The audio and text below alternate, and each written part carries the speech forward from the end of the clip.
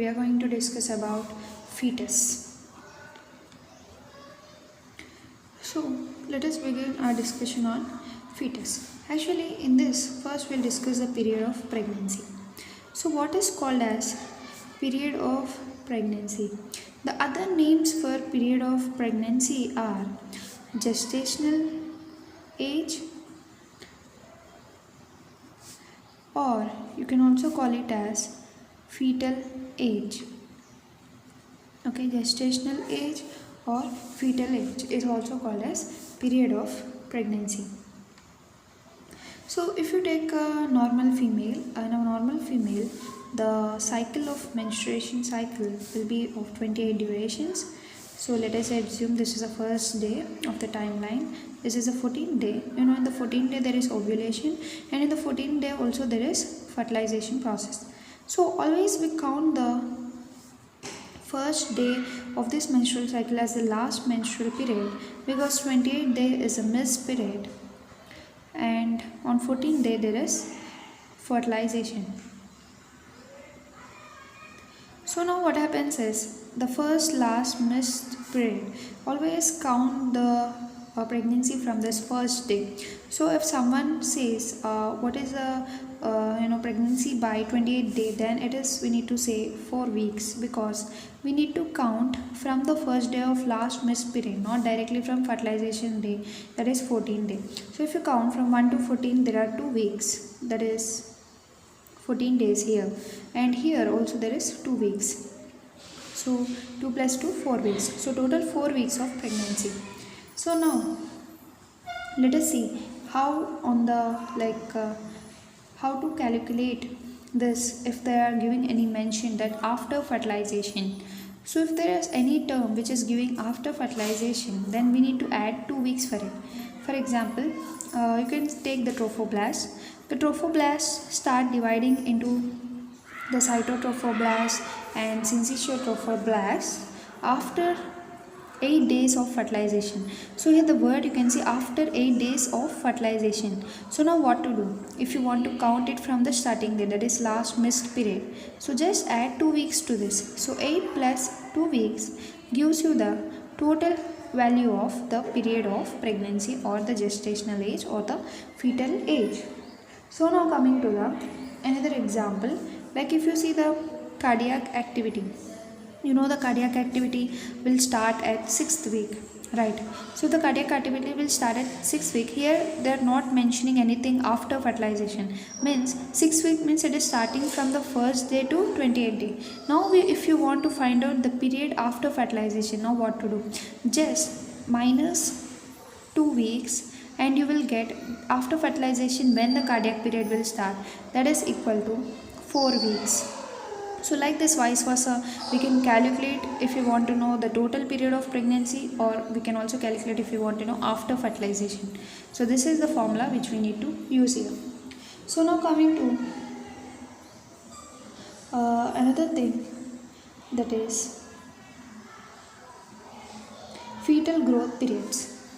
So fetal growth period, remember one thing, that the fetal growth periods should be counted only after fertilization, that is from the fertilization day.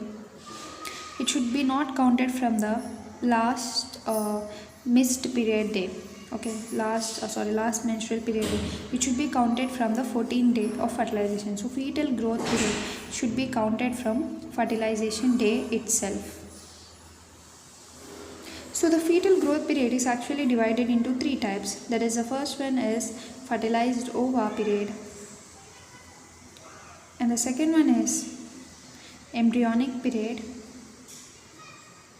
and the third one is fetal period. So this embryonic period is most teratogenic. Okay, teratogenic. So now coming to fertilized ova period. This fertilized ova period is starting from the day of fertilization up to 2 weeks, that is from the 2 weeks after fertilization. Okay. So if you want to count now from the period of pregnancy, then just add 2 weeks to it, that is 2 weeks plus 2 weeks, you will get 4 weeks, right? So now coming to embryonic period. Embryonic period is just from 3 weeks to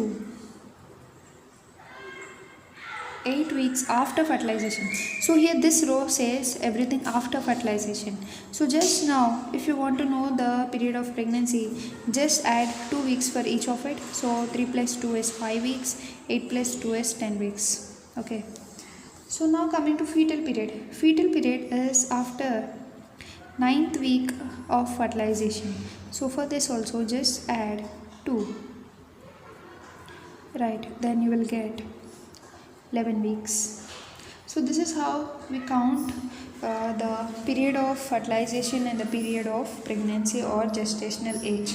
So remember, the fertilized ova starts 2 weeks after fertilization. Embryonic period will start 3 weeks to 8 weeks after fertilization, and fetal period will start 9 weeks after fertilization. 2, 3, 8, 9.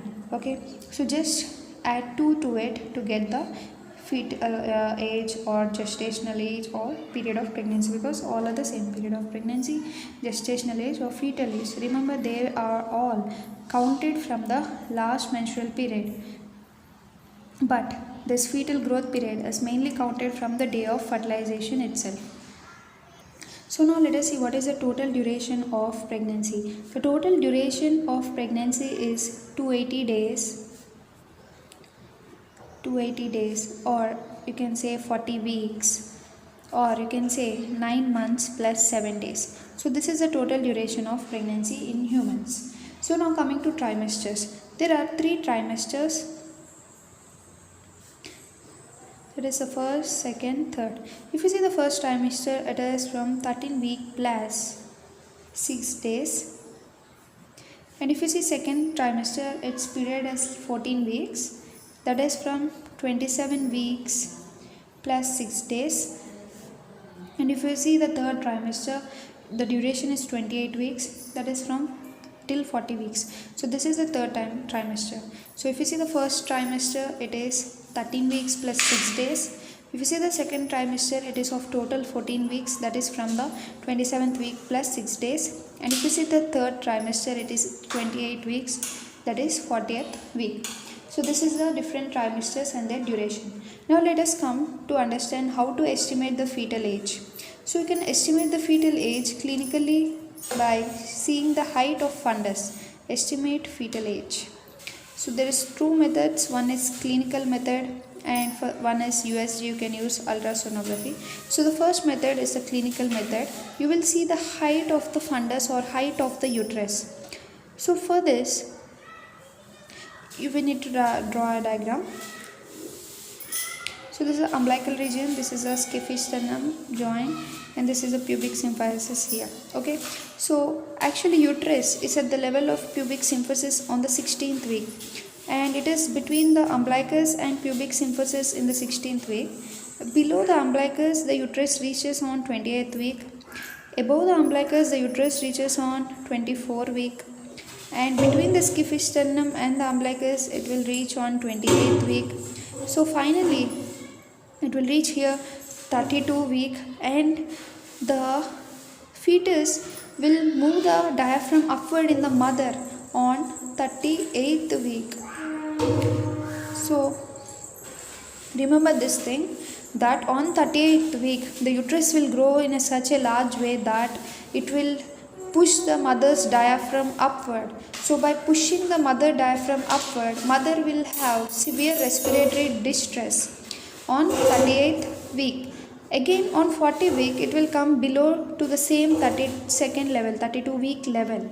So whenever the fetus has pushed the mother and brought a respiratory distress in the mother on 38th week, again on 32nd week, or you can say it is similar to 40th week, the fetus will, the uterus will come back to this level. The mother has a lightening sensation now because the respiratory distress is gone now, and the mother will feel lightened, and that is called lightening sign or welcoming sign, because now they need to welcome the baby. It is a welcome sign. So we can say the 40th week is a lightening sign or welcome sign, because now the uterus has come to the 40th week position. And one more important thing is the head of the fetus will now turn downwards on 38th second week, sorry, 36 week. This is not 38, this is 36. As on the 36th week, the fetus is pushing mother diaphragm upward. On that 36th week only, the head of the fetus will turn towards downward and it will be moving towards the pelvic side. So that head will be downwards and the body will be upwards. So this can be seen on 36th week. So next, coming to ultrasound.